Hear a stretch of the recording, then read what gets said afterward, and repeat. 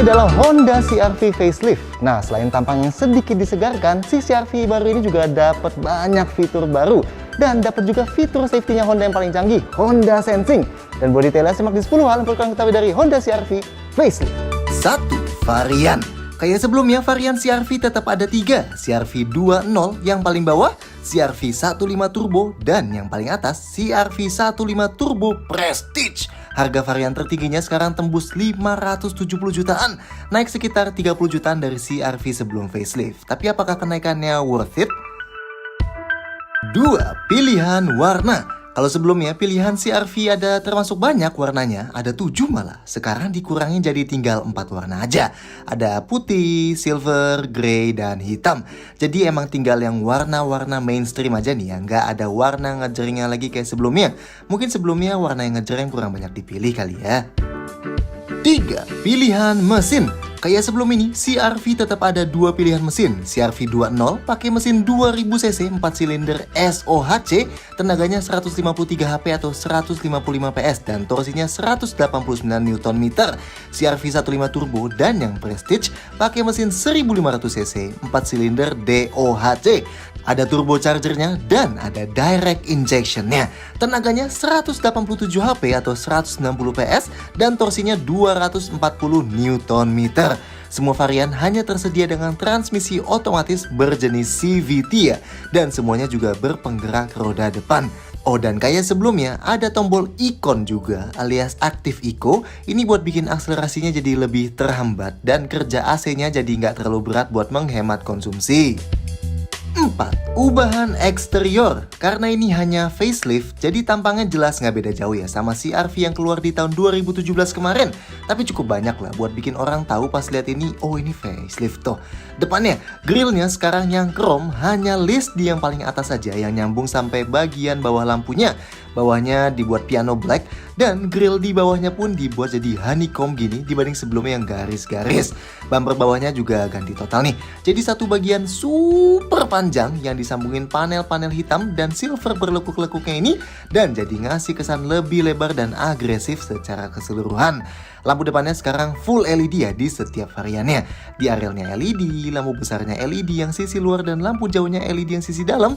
Lampu saya ini sekarang LED sequential gini nih yang berjalan kayak gini. Dan fog lampnya LED yang panjang ini khusus di varian 1500cc dan LED bulat di varian 2000cc.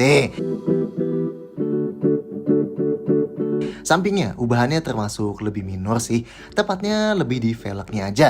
Sekarang pakai velg 18 inci 5 spokes yang kelihatan kayak kelopak bunga gini. Tapi bannya masih sama ya, 23560 R18. Sisanya sama kok dari samping. Kayak bagian bawahnya yang full dilapisin cladding plastik hitam dan ada panel chrome yang panjang, lampu di spion, handle sewarna bodi, dan list jendela yang full dilapisin chrome tapi pilar B-nya masih hitam doff ya. Belakangnya, ubahannya kelihatan lebih simpel tapi bisa langsung dikenalin dari knalpot 2-nya itu yang sekarang bentuknya jadi mengotak. Sisanya lebih minor lah, kayak panel silver baru di bumper hitamnya yang berbentuk tajam-tajam dan lampu bagian transparannya sekarang dibikin agak smoke alias kehitaman. Lainnya sama kok, antenanya tetap berbentuk sirip hiu dan ada spoilernya. Detail lampu belakangnya juga tetap LED semua kecuali lampu mundurnya yang masih halogen ya. Jadi lampu seinnya nggak ikut sekuensial kayak yang di depan.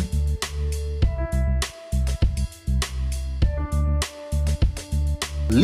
Fitur bertambah drastis. Nah, ini salah satu bagian yang improve drastis dari CR-V. Fiturnya, akhirnya CR-V nggak bakal dikucilin lagi kalau ngomongin soal fitur. Pertama, akhirnya sekarang ada remote engine start. Buat yang nggak tahu, ini artinya kita bisa nyalain mesin CR-V ini via remote-nya ini aja kayak di Civic. Caranya cukup klik tombol lock-nya dulu dan kita tahan tombol yang gambar tanda panah ini. Tada, mesinnya nyala. Jadinya bisa panasin mesin dulu sekaligus dinginin kabinnya karena AC-nya juga bakal nyala. Lumayan lah sembari kita siap-siap gitu kan. Lanjut, instrumen clusternya. Sekarang tengahnya pakai layar full TFT LCD 5 inci kayak gini. Infonya cukup lengkap, ada tachometer dan speedometer digital, indikator pintu individual. Nah, tengahnya ada detail konsumsi BBM, ada info kecepatan rata-rata dan total waktu berkendara, ada indikator level driver tension yang kalau makin penuh bakal nyuruh kita istirahat, ada info total sisa jarak berkendara buat ganti oli, ada buat lihat info media yang lagi disetel, ada buat lihat info Bluetooth telefoninya, bisa dikosongin juga, dan ada layar notifikasi. Mantap. Oh, dan yang unik, ini tachometernya bisa kita ilangin loh via head unitnya. Lanjut, head unitnya meskipun lebih kecil, sekarang 7 inci dari sebelumnya 9 inci, tapi ini head unit bawaan Honda Global nih, bukan aftermarket ala-ala OEM kayak sebelumnya. Ada beberapa tombol kapasitifnya dan ada knob volume fisikalnya lagi. Nice. Ini ada Apple CarPlay dan Android Auto ya. Perlu sambungin kabel sih, tapi oke lah.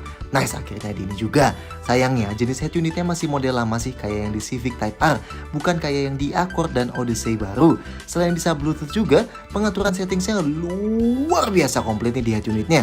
Termasuk bisa ngatur detail fitur safety-nya, ngatur beberapa tampilan instrumen clusternya, ngatur detail fitur remote keyless entry-nya, ngatur detail fitur perlampuan, ngatur detail fitur perkuncian kayak auto door lock, unlock, dan lain-lain, ngatur detail bagasi elektrik, dan info maintenance. Super detail, tapi emang kelihatan ribet banget sih head unitnya ini. Speakernya tetap ada 8 kayak sebelumnya, tapi yang keren sekarang CR-V ada active noise cancellation kayak di Accord juga.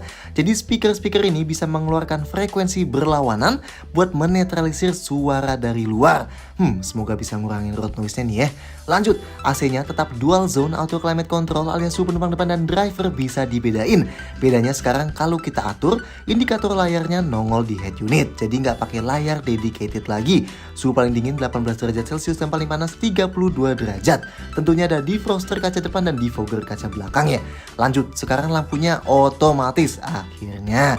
Dan wipernya juga udah otomatis, jadi bisa lebih keep up sama kompetitornya lah minimal di segi ini. Nah, sekarang di bawah sini bukan lagi power outlet, tapi jadi ada 2 USB port, 1 ampere dan 1,5 ampere. Dan di balik konsol tengah ini juga ada tambahan 2 USB port yang ada covernya gini. Fast charger nih yang belakang 2,5 ampere. Nice. Sedangkan power outletnya ada 1 di dalam konsol tengah sini. Jadi sekarang cuma 1, tapi minimal USB portnya nambah luar biasa banyak. Lanjut, tetap ada passive keyless entry, yang baru sekarang ada walk away lock. Jadi kalau kita habis matiin mesin dan kita keluar mobil terus kita jauhin mobilnya sambil bawa remote-nya, mobilnya bakal kekunci sendiri. Mantap.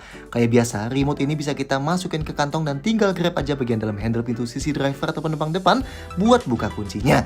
Dan buat kunci lagi tinggal tap alur ini di atasnya. Kalau mau sambil lipat spionnya, tombol kunci di remote-nya tinggal kita tap 2 kali dan yang kedua ditahan aja. Atau alur yang di handle ini kita tap 2 kali juga.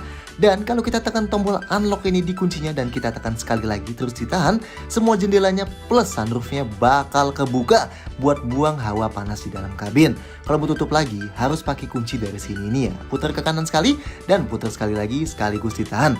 Dan nanti semua jendela plus sunroofnya ketutup.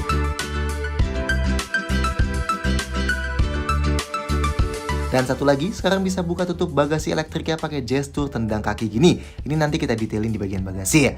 Sisanya udah sama kok kayak sebelumnya. Ada tombol start stop mesinnya, ada panoramic sunroofnya yang bisa buka setengah kacanya, ada jok driver elektrik dan jok penumpang depan juga elektrik, rem parkirnya elektrik, dan ada brake hold juga yang bakal nahan remnya pas kita berhenti supaya kita nggak pegel injak rem pedal terus.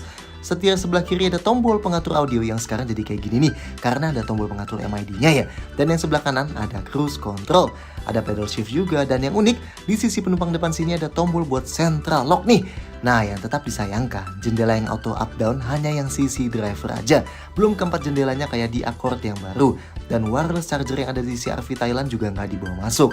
Oh, dan yang berkurang dari CR-V sebelum facelift, spion tengahnya dari sebelumnya model elektrokromatik sekarang malah jadi day and night manual kayak gini. Agak sayang sini, spion tengah kayak gini di mobil hampir 600 juta. 6. Honda Sensing. Nah, ini yang ngebuat kenaikan harga CR-V Prestige baru jadi worth it nih. Khusus varian paling atas, CR-V sekarang udah dapat fitur Honda Sensing atau set fitur safety aktifnya Honda. Pertama, ada Adaptive Cruise Control. Jadi selain bisa nahan kecepatan secara konstan dari cruise controlnya, kita juga bisa ngeset jarak buat dipertahankan sama mobil depan kita. Jadi nanti pas mobil depan kita ngerem, kita bakal ikut ngerem juga. Pas mobil depan jalan lagi, kita bakal jalan lagi juga sampai kecepatan yang udah kita set tadi. Dan kayak kayak Accord, ini ada low speed follow-nya ya. Jadi kita bisa ikutin mobil depan sampai dia berhenti, dan kita bakal ikut berhenti juga. Nanti pas dia mulai gerak lagi, kita juga bakal jalan lagi. Mantap! Lanjut, ada Collision Mitigation Brake System, atau nama biasanya rem otomatis lah. Ini bisa deteksi kalau ada kemungkinan nabrak mobil atau pejalan kaki di depannya, dan bisa ngasih peringatan plus bunyi. Dan kalau kita nggak gubris juga, bakal ngeremin mobilnya secara otomatis. Lanjut, ada Auto High Beam. Ini bisa selalu mengaktifkan lampu jauh kalau terdeteksi nggak ada mobil di depan kita. Nah, nanti kalau udah terdeteksi ada mobil, high beamnya bakal mati supaya nggak bikin dia kesilauan. Dan pas mobilnya udah nggak ada lagi, high beamnya nyala lagi deh. Ada juga Lane Keeping Assist System yang bakal jaga mobilnya tetap di dalam lajur yang ada garisnya. Dan kalau mulai melenceng dari lajur tanpa lampu sein, bakal dikasih peringatan dan feedback di setir buat jaga mobil tetap di lajur. Dan ada Road Departure Mitigation System alias versi lebih ekstrimnya dari LCAS tadi, yang kalau mendeteksi kita keluar lajur tanpa lampu sein, responnya bakal lebih agresif dan bisa ngerem mobilnya juga kalau dibutuhkan. Dan kalau dari Lane Keep Assist ini kedeteksi kita nyetirnya ngaco terus, ada Driver Attention Alert yang bakal nyuruh kita buat istirahat dulu. Sayangnya fiturnya belum ada Blind Spot Monitoring atau Rear Cross Traffic Alert, tapi it's okay lah. Di luar itu sisa fitur safety-nya standar sih. Yang baru, kamera mundurnya sekarang garisnya bisa muter pas setirnya dibelok-belokin, dan tetap bisa ngasih 3 angle beda ini ya kayak sebelumnya. Sayangnya belum ada fitur Lane Watch alias si kamera kiri, dan tentunya belum ada kamera 360 derajat juga. Sensor parkirnya ada 4 di belakang, meski nggak ada tombol buat matinya lainnya, tapi nggak ada sensor parkir depan juga ya. Airbagnya sekarang nggak cuma varian Prestige lagi yang 6 airbag, semua varian udah 6 airbag. 2 di depan, 2 airbag samping di jok depan, dan 2 airbag pilar yang super memanjang.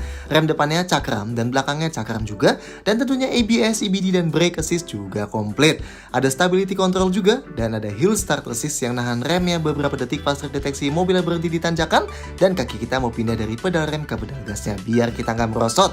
Dan ada juga brake override system buat mengignore input gas kalau pedal rem dan gasnya keinjak barengan, dan ada emergency stop signal yang bisa nyalain lampu hazard kalau ngerem mendadak. 7. Interior masih mirip. Kalau ubahan di bagian luarnya kelihatan cukup banyak, di interior hampir setiap bagiannya masih kelihatan sama sih. Tetap dashboard yang kelihatan lebar dan mewahnya itu, dengan tuas transmisi yang nempel di fascia tengahnya, dan pemakaian bahannya juga termasuk cukup premium, kayak di paling atasnya soft touch, di tengah sini lapis kulit, dan ada panel garis piano blacknya, dan panel kayunya doff kayak gini. Tapi di luar fitur baru kayak head unit baru, layar AC yang sekarang terintegrasi ke head unit, instrumen cluster lebih modern, dan USB port baru yang gantiin power outlet di bawah, setiap bagian lain di interiornya masih sama kok. Kayak tuas transmisinya yang dilapis kulit, lingkar setirnya yang dilapis kulit, ada pad empuk khusus buat paha yang duduk di depan, dan yang kita suka, bentuk door trimnya nih yang kelihatan luar biasa padat. Anyway, door trim depan bahan atasnya soft touch dan tengahnya dilapis kulit, plus di depannya ada piano blacknya, sedangkan door trim yang belakang bagian atasnya plastik ya, tapi ada jahitan-jahitan palsunya gini. Bawah-bawahnya sama kayak pintu yang depan. Yang tetap unik juga, laci konsol tengahnya ini yang ada 3 konfigurasinya. Satu yang kayak gini, yang pemisahnya ini di depan dan kita bisa naruh barang di atasnya, dan di bawahnya dan di belakangnya juga ada ruang super tinggi gini. Yang kedua ini bisa kita geser ke belakang, jadi kita bisa naruh barang gini di depan dan barang yang panjang di bawahnya. Dan yang ketiga, ini bisa dilepas dan kita balik kayak gini. Tada, biar jadi laci yang paling luas.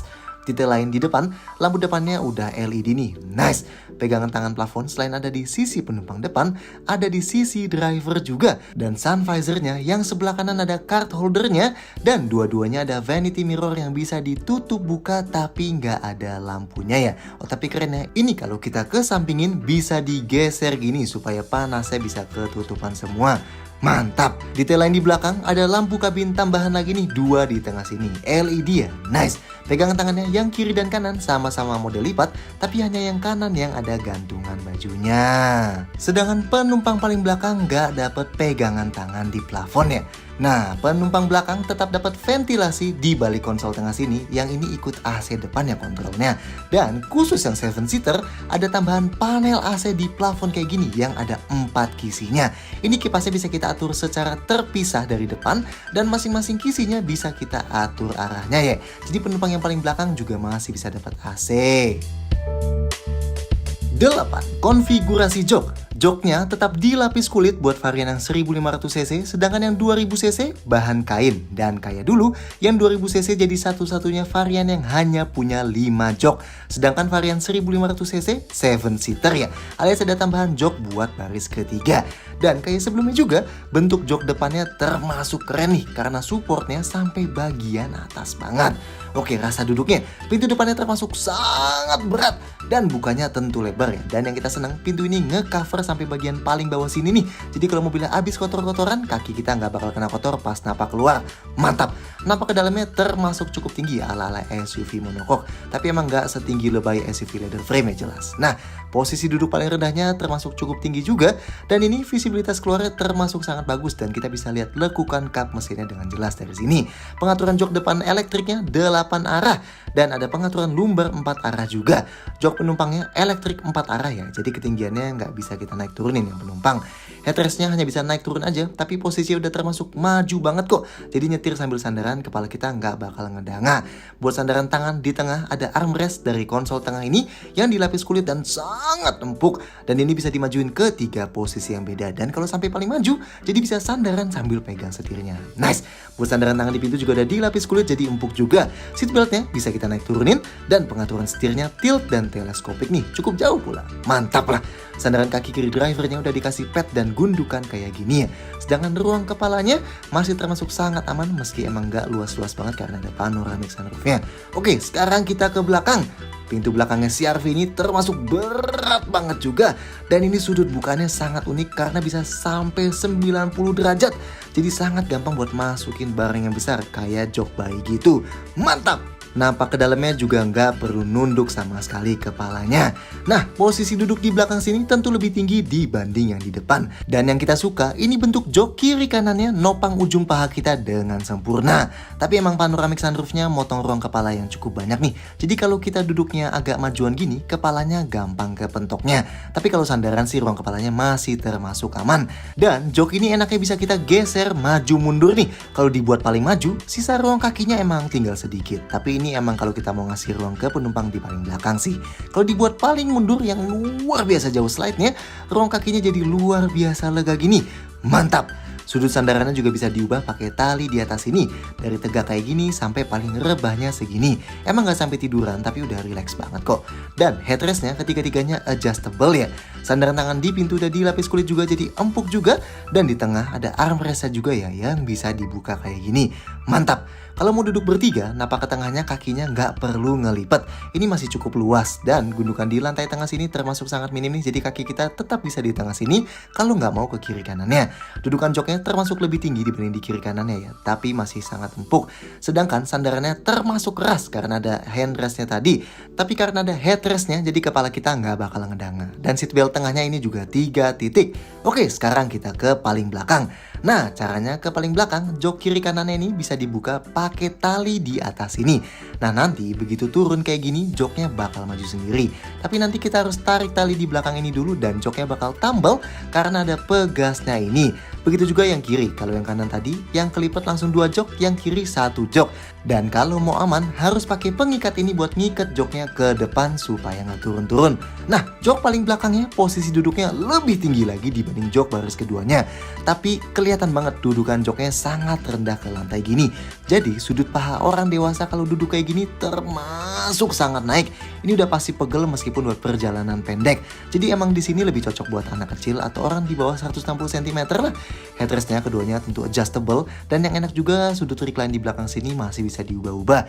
Jadi bisa cukup rebah buat ukuran jok baris ketiga.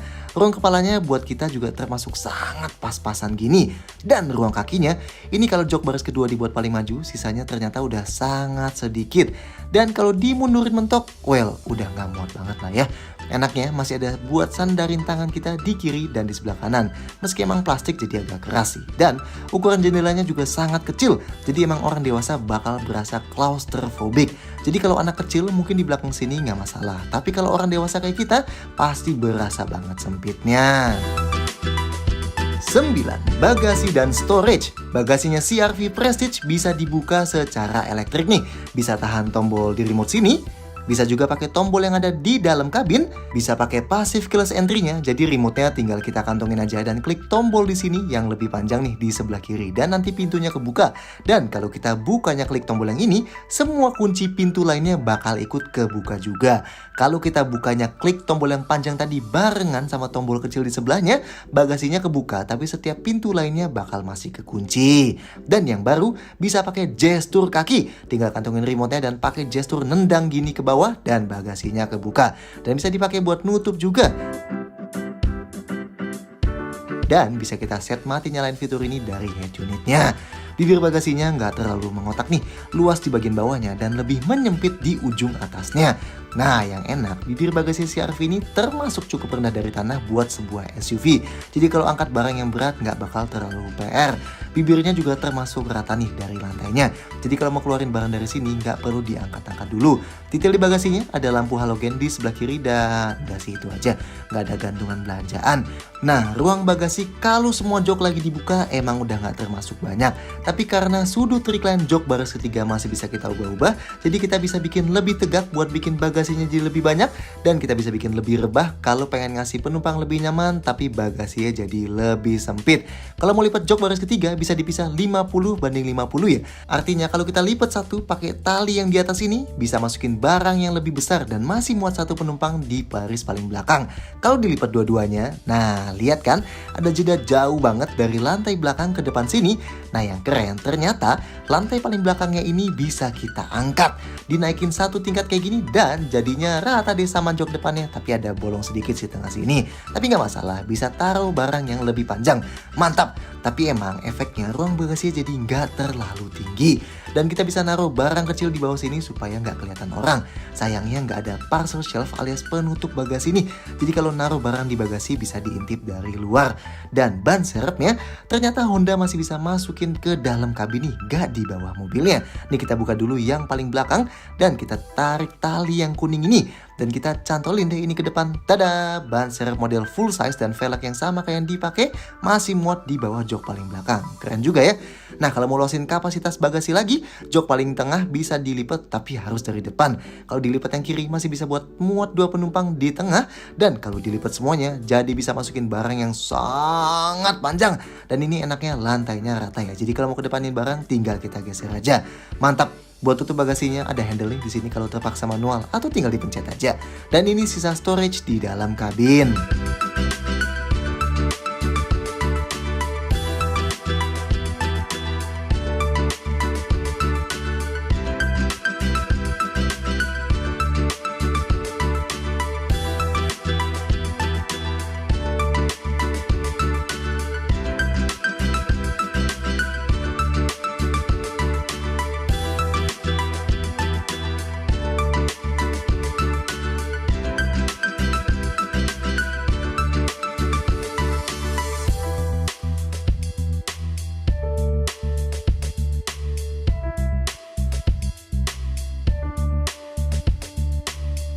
Sepuluh detail-detail lain.